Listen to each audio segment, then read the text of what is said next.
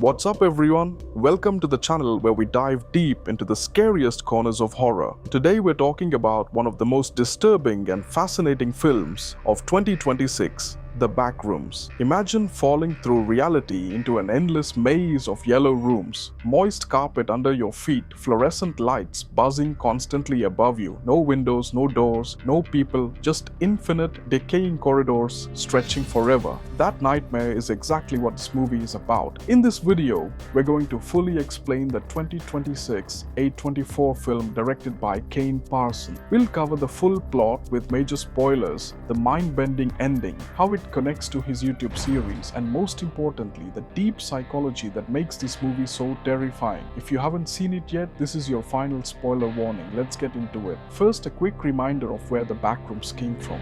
Back in 2019, someone on 4chan posted a creepy photo of an empty yellow room and described falling through reality into this place called the Backrooms. The description was simple but chilling. Endless rooms with the stink of old moist carpet, the madness of mono yellow, and the constant hum of fluorescent lights. It exploded online. People started building entire wikis with different levels, some safe, some deadly.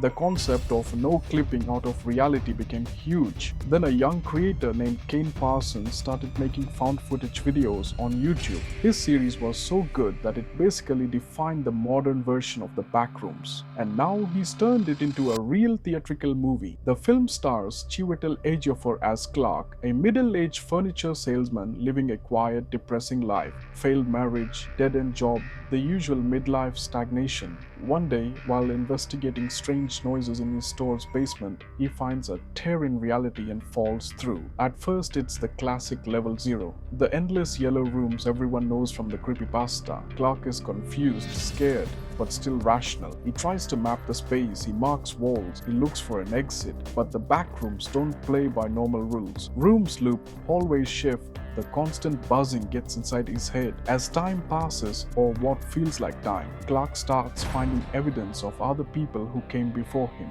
abandoned belongings, messages scratched on walls, and then he encounters the entities. Some are monstrous, others feel almost like distorted versions of humans who got lost here. The movie slowly reveals that there's a mysterious organization called Async involved. In Kane's YouTube series, Async was experimenting with infinite space. In the film, their experiments seem connected to memory and consciousness itself.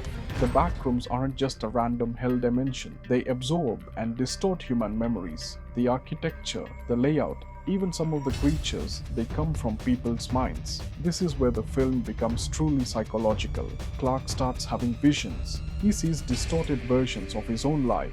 Painful memories bleed into the environment. The longer he stays, the more the backrooms react to his emotions. The space starts feeling personal, like it's feeding on him. By the third act, the line between reality and Clark's mind completely disappears. The film stops being traditional horror and becomes something much more surreal and tragic. Clark confronts the horrifying truth. The backrooms are partially built from human consciousness. They're a dumping ground for broken memories and repressed emotions. The entity that has been hunting him turns out to be tied directly to his own psyche.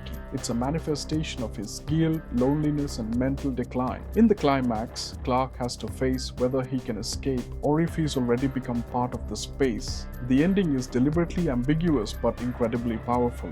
We see Clark seemingly accept his fate. The final shots suggest he has either merged with the backrooms forever or that the entire experience was a metaphor for his mind breaking down. Some viewers interpret it as Clark never truly escaping. Others see it as a commentary on depression, being trapped in an endless, meaningless loop with no way out. Either way, it's haunting. The movie doesn't give you easy answers. It leaves you feeling unsettled long after the credits roll. Now let's talk about why this movie works so well psychologically. This isn't just another monster movie. The Backrooms taps into something much deeper. First is the power of liminal spaces. These are transitional places, hallways, waiting rooms, empty offices. Our brains expect them to have purpose and people. When they're empty and endless, it creates a deep sense of wrongness. The Backrooms takes this to the extreme. Everything looks almost normal, but it's wrong. That's Freud's concept of the uncanny in action, familiar yet alien. On a deeper level, the backrooms represent existential dread. There's no grand villain to defeat, no clear escape, just infinite, meaningless space. This mirrors modern anxieties about feeling stuck in repetitive, soulless routines, office jobs, suburban life, the feeling that life itself might have no real purpose. The film's biggest idea, that the backrooms are made from human memories and minds, turns the horror inward. It becomes a metaphor for depression, trauma, dissociation, and the fear of losing your identity. When Clark's painful memories start shaping the space around him, it's terrifying because it feels personal. We all have those mental rooms we don't want to visit. The back rooms forces you to live in them forever. That's why the movie resonates so strongly. It's not just scary, it feels like it understands something fundamental about human loneliness and the terror of being truly lost, not just physically but existentially.